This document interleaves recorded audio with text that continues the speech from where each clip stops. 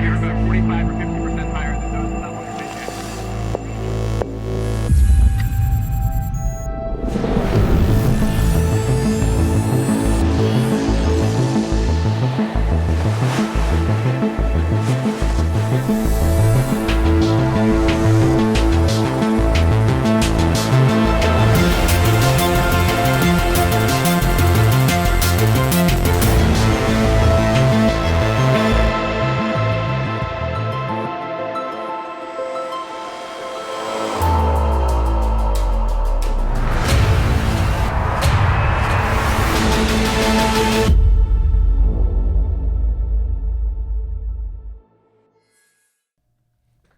Hello and welcome to a special video today on the newly announced Gen 2 EVO car for Season 7, and wow, it is stunning. To be honest with you, my only little gripe with it is the little shark fin or the dorsal fin.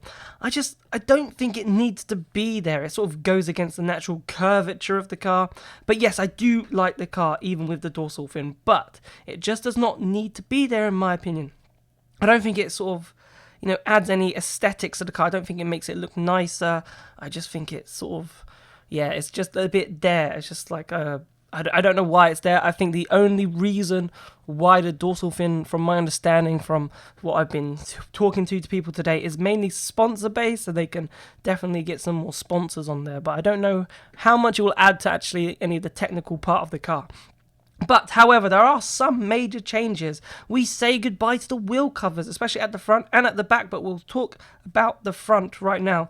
So, this has simply been done just to make the cars more fragile and stop drivers just driving into the walls because they can. Remember back in Santiago, John-Eric Verne trying to drive into a wall to dislodge that front wing wheel cover so he can carry on. Verline was doing it in Diriyah at the beginning of the season, just driving into the wall just so he could get rid of it. But those days in Season 7 have definitely gone. So hopefully this will make the racing much cleaner and less crazy like we saw in Santiago. How many banzai moves we saw in Santiago were crazy. And also the front wing has also changed, obviously without the wheel covers, so it looks a bit more like a conventional front wing. So it may be more susceptible to falling off now. So I'm trying to think back to Paris actually with Robin Frijns. Remember, his front wing was moving, but obviously it was held at the top by the front wheel, the wheel covers. So therefore it was able to stay on. So it'd be interesting to see, would Robin Frijns have been able to have won that race if his front wing didn't have those wheel covers? Would it have fallen off? And so that will be interesting to find out actually and see how that impacts the races. So it'd be interesting definitely to see. And also, in terms of crashes, so the front wing's not being held on, so it's going to easily fall off, potentially. And therefore, there should be some debris on track, which cause some yellow flags, some full course yellows, safety cars. So that might be interesting because, yes, the racing has been, it's not been the cleanest, especially in Santiago, but obviously there are some races that have been quite clean. I'm not going to diss the Formula E drivers too much. But for sure, it will definitely make the races more interesting. If there are pieces of debris, there might be more trips to the pit lane.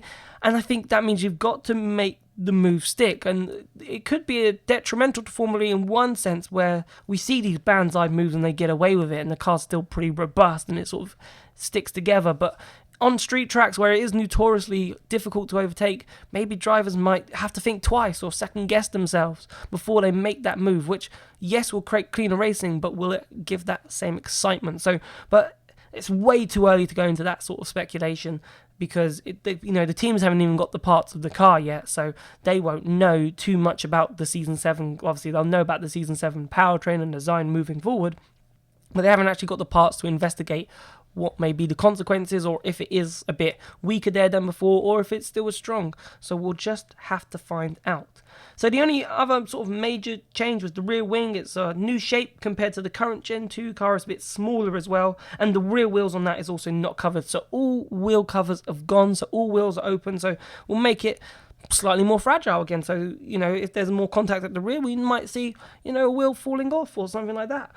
A bit like back in Season 1 where we had the Buemi incident and the Grassi incident when they lost the suspension. Obviously the suspension broke at Buenos Aires in that race, which obviously then allowed Antonio Felix da Costa to win.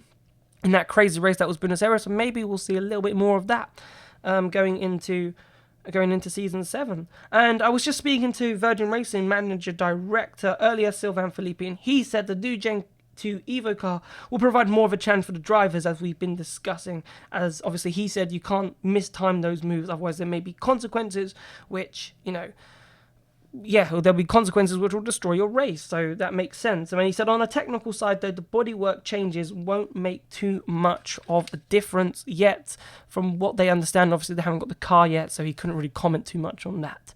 So, yeah, so there we go. New designed car for Season 7. It is amazing. I think, how far Formula E have gone. You have to remember, I remember the changes they made into the Gen 1 car back in Season 3, where they introduced the front wing flaps that sort of didn't cover the wheel, but it was, rather than the little top-up things that guarded the wheel, they went for a full flat sort of end plate. And now it feels like we only got the Gen 2 car last week, and that was in Season 5, and now we're getting its younger brother that is ready to race in Season 7. So tell us, what do you think of the car in the comments? Do you like it? Are you like me? Are you unsure on the shark fin or the dorsal fin? Do you completely dislike the car? Let me know. I'm really looking forward to reading your views in the comment section.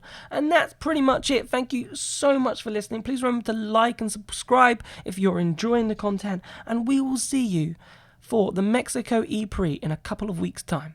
Goodbye.